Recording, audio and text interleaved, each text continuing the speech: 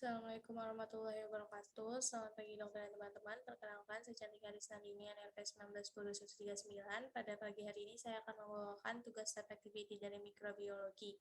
Di sini saya mendapatkan dua mikroorganisme. Yang pertama adalah Haemophilus influenza. Nah, di sini ada gambaran dari mikroskopiknya, di mana Haemophilus influenza sebelum adanya vaksin itu akan merupakan penyebab paling umum meningitis bakteri pada anak usia dari 5 bulan sampai 5 tahun di Amerika Serikat. Nah, secara klinis ini menyerupai bentuk lain dari meningitis masa kanak-kanak yang didiagnosis dalam demonstrasi dari bakteriologis organisme. Dan tingkat kematian terhadap Haemophilus influenza ini mencapai 90%. Selanjutnya adalah identifikasi dari mikroorganisme Haemophilus influenza. Nah, yang tipe B ini masuk melalui respiration tract. Nah, bakteri ini terdapat dalam tenggorokan dari sekitar 75% anak-anak dan juga orang dewasa yang sehat. Dan bakteri ini ditemukan di rongga mulut dan belum terdapat ditemukan selain manusia, yang menandakan bahwa Haemophilus influenza ini hanya terdapat pada manusia. Dan terdapat dua golongan serotip dari Haemophilus influenza, itu ada yang berkapsul dan juga yang tidak berkapsul atau disebut juga dengan non-typable Haemophilus influenza atau NTHI. Nah, untuk Haemophilus influenza ini terdapat di dalam famili Pasteurelliaceae yang umumnya itu hidup secara aerob dan di bawah tekanan CO2 5%. Selanjutnya, untuk Haemophilus influenza ini organismenya pendek, ukurannya itu 1,5 mikrometer, berbentuk basil kokoid, kadang-kadang terjadi berpasangan atau rantai pendek, yang bisa dilihat dari gambar mikroorganismenya ini.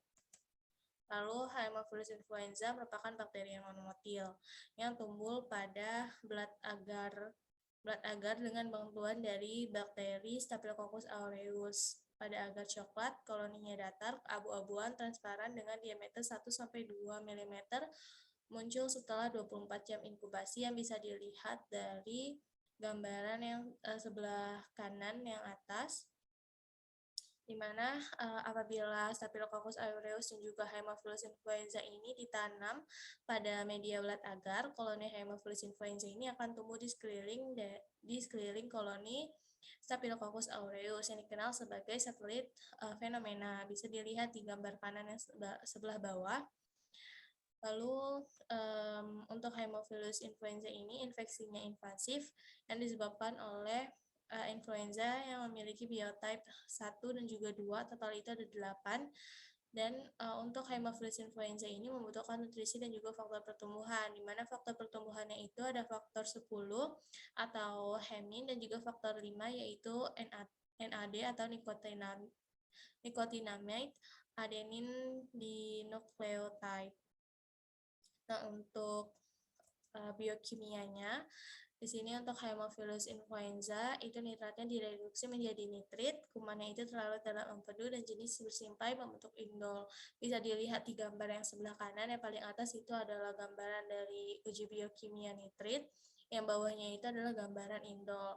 Nah, untuk pengobatannya itu, cefixime dapat diberikan secara intravena, lalu dapat memberikan hasil yang baik, lalu diagnosis yang cepat, dan terapi antimikroba yang penting untuk meminimalkan gangguan dari neurologis dan juga intelektual yang terlambat. Lalu mikroorganisme yang kedua adalah Listeria monocytogenes.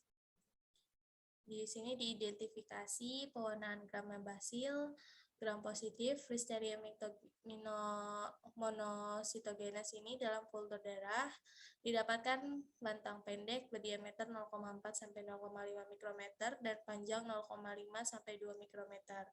Lalu dapat bertahan pada suhu lemari es, yaitu di suhu 4 derajat Celcius dan di bawah kondisi dari pH rendah dan juga kondisi garam yang tinggi. Nah, oleh karena ini, untuk Listeria monocytogenes itu mampu mengatasi dari pengawetan makanan dan juga hambatan keamanan, sehingga menjadikannya patogen bawaan makanan yang penting.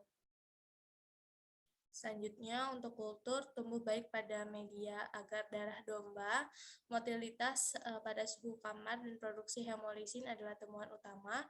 Lalu anaerob fakultatif, katalase positif, hidrolisis eskulin positif, dan juga motil. Nah, listeria menghasilkan asam. Nah, asamnya ini itu bukan berasal dari pemanfaatan berbagai karbohidrat. Lalu untuk uji biokimianya, itu ada membentuk katalase, meragi berapa gula, dan juga membentuk asam tanpa gas, tidak membentuk indol atau H2S, tidak menghidrolisis urea atau mereduksi nitrat. Bisa dilihat ini adalah gambaran dari ini dari mikroskopiknya. Lalu ini ada gambaran dari makroskopik di media agar darah. Lalu ini adalah uji biokimia ketika didapatkan indol yang negatif atau tidak membentuk indol. Baik, mungkin sekian dari yang saya dapat jelaskan. Untuk kedua mikroorganisme yang saya dapatkan referensi dari JAWEX dan juga dari penuntun Patrikum Mikrobiologi Kedokteran Blok NBS. Wassalamualaikum warahmatullahi wabarakatuh. Terima kasih atas perhatiannya.